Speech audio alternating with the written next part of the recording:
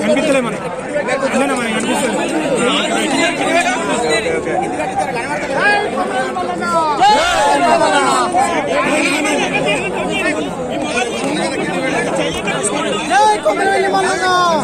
Sir చెప్పండి sir. Mallanna భక్తులందరూ కూడా చాలా మందికి ఆరాధనీయులు, కోట్లాది మంది భక్తులకు ఆరాధనీయులు. ఆ కళ్యాణం కూడా ఎప్పుడు కమనీయంగా బ్రహ్మాండంగా జరుగుతుంటది.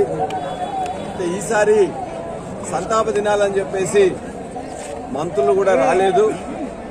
అదేవిధంగా ప్రోటోకాల్ కూడా ఏం లేదు, మేమే అధికారులు చేస్తామని చెప్పారు.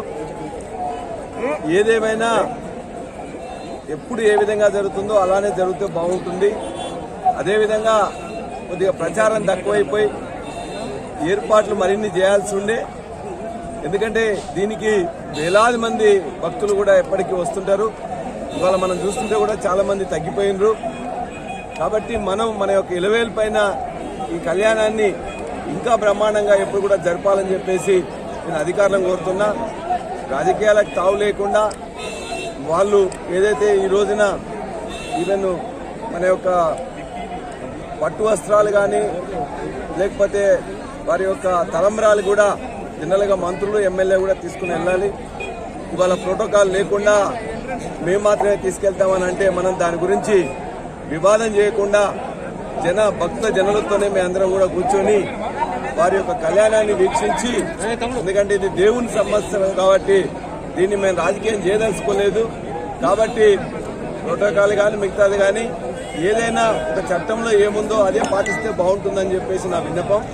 కాబట్టి ఇది ఇంకింత బాగా చేసి భక్తులకు ఇంకా సౌకర్యాలు పెంచి భక్తులు ఎక్కువ మంది వీక్షించేటట్టు చేయాలని చెప్పేసి నా కోరిక. అందుకే మేము ఎప్పుడు కూడా ఒక మాట కూడా మేము మాట్లాడకుండా భక్తజనులతోనే ఉండి వారి ప్రకారమే ఏదైతే అధికారులు చెప్పినారో ఈ రోజున ఏది కూడా ఉండదని చెప్పేసి వారిని మాత్రమే పాటించి మేము భక్తజన సంబంధంలోనే ఉన్నాం. మరిన్ని సౌకర్యాలు ఉండాలని చెప్పేసి ఈ యొక్క మల్లన్నను కూడా మా యొక్క జనగామ నియోజకవర్గ ప్రజల్ని ఎప్పుడు ఎట్లయితే కాపాడుతున్నారో ఇప్పుడు కూడా కాపాడాలని చెప్పేసి వారిని చేతులెత్తి వారిని కోరుతున్నాం. మా యొక్క ప్రజలకు సుఖ సంతోషాలతో ఉండాలని, దీవెనలు మరిన్ని ఉండాలని చెప్పేసి కోరుకుంటున్నాం.